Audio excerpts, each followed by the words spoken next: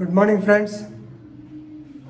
The United Nations Human Rights Commission, actually it is called as OHCHR, that is Office of the High Commissioner for Human Rights, headed by Mrs. Michelle Bachelet or BACHLET. So, this UN Human Rights Commission, it is giving warning signals of a human rights disaster basing on the reports obtained by them from different parts of the world.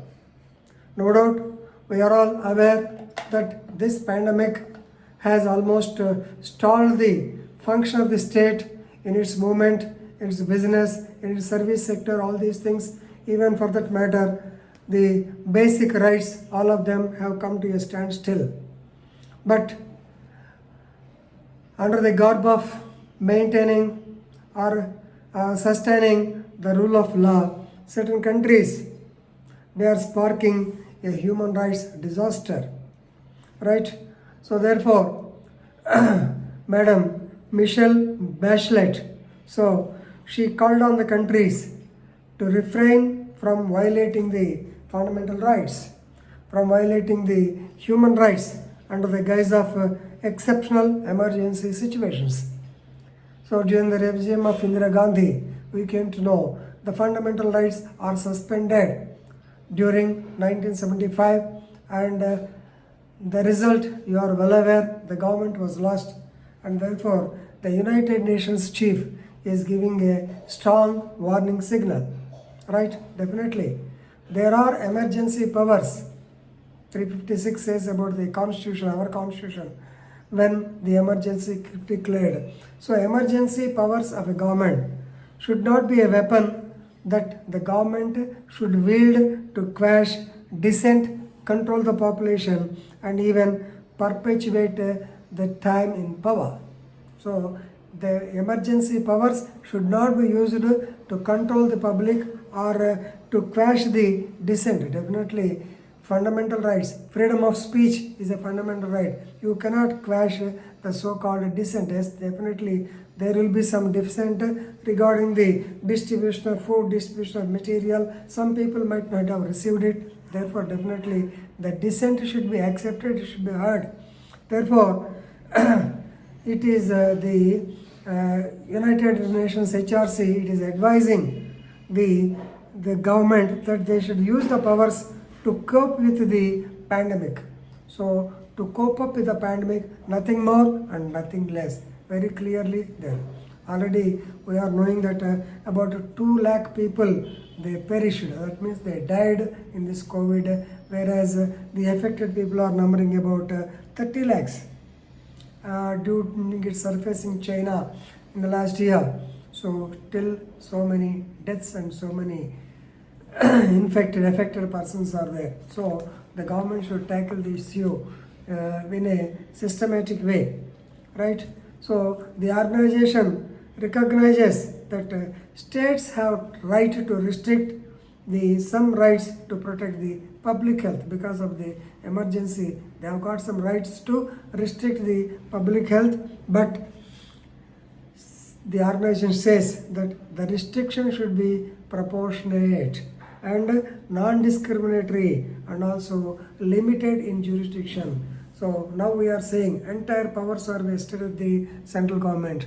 Now it is not known whether they will lift the lockdown by May 3rd or not because of the powers. Now everything is in the hands of central government. Previously, the states used to get some money out of the so-called liquor business. Now it is stopped and the center is not allowing. When the Kerala government wanted to distribute the liquor by from how that is by courier service or to their houses, central government totally rejected the same, and now the state could not do anything. So that is the power of the Disaster Management Act. So they should be proportionate. So therefore, it should not be non-discriminatory. And also there should be some time limit. Otherwise, people will going on extending the lockdown. Now Mr. Chandrasekhar of Telangana, he has extended up to May 7th. Nitish Kumar up to June 30th. Tomorrow, somebody may extend it up to August. So, where is the end for it? Therefore, there should be some limitation of the duration period as per the organization. So, since they received numerous reports from different regions that police started. Police and other security forces, they have been using excessive and lethal force, that means beating, lethal force to make the people abide by lockdown and also curfew. Right? So, of course, people are also like that. Nowadays, it has become a fashion to violate the law, even though the government, of course, the government is giving a liberal period from 6 to 9 a.m. every day for the people to get their, to go to the shops and get vegetables and their daily needs like bread, milk and all these things. But some people, even though they do not have any work, they are coming on the roads and causing so much of nuisance. As such, the police have to stop them. They have to give them different types of punishment. First of all, they use the lathi, that is what is called lethal, and also excessive force. They are asking them to make push-ups. They are making, now they are requesting them all these things day in and day out we are seeing. But still, as per law. So these violations are being committed on whom? The poorest and most vulnerable segment of the population. Yes, definitely. If they catch hold of an MLA's son, the MLA will come on phone and bag the concerned police officer. I have seen on the social media one MP coming to a police officer of Telangana, sub-inspector, and picking up a row with him, and that police officer has given a correct reply. Of course, he said, after coming to know that he is your son, I have given him a strong warning. Yes, that is necessary, since you are not, as MLA, MP, you are not giving warning to your son. I have warned him. He has given a prompt reply. Of course, how many people, how many police officers do have guts to do like that? Anyway, this is a big question. So please remember, these so-called excessive force or lethal force, all these things are being committed on the smallest and poorest and most vulnerable segments part of the society, but not on the haves and the so-called influential people. Right? Okay.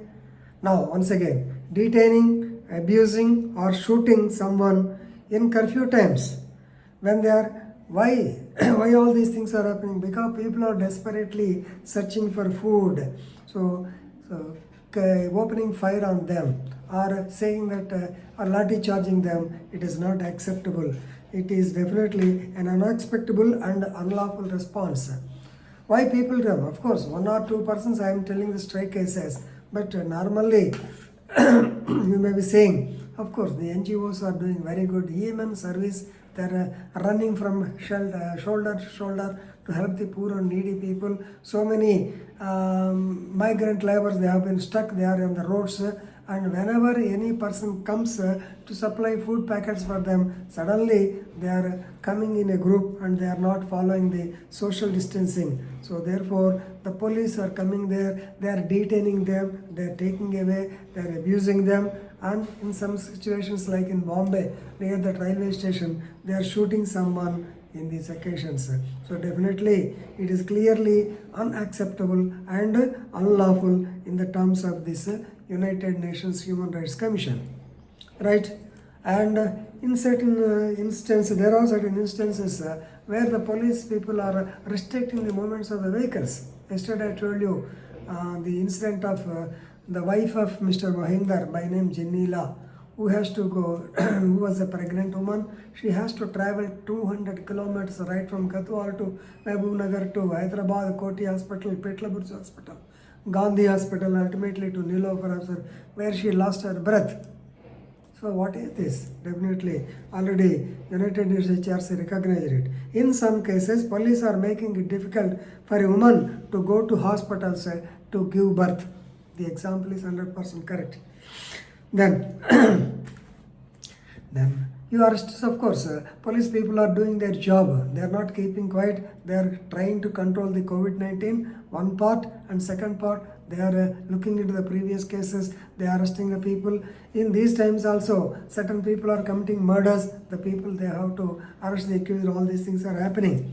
So please remember, mass arrests in these curfew times are both unnecessary and unsafe.